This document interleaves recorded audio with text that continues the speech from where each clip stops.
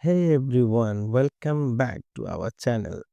Are you getting that dreaded inappropriate activity detected message when trying to launch Elden Ring on PC? Don't worry, I have got you covered. Here's a quick fix to get you back into the games. Step 1.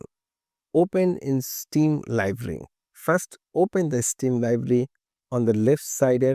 Find Elden Ring, right click on it and select Properties. Step 2. Verify game files. Now, in the Properties window, click on the Install Files from the left side and then select Verify Integrity of game files. Step 3.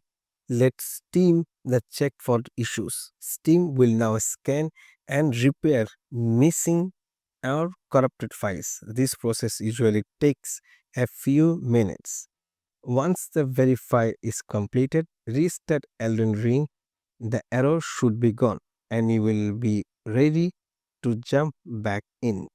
If this guide helped, don't forget to like and subscribe for more quick fixes.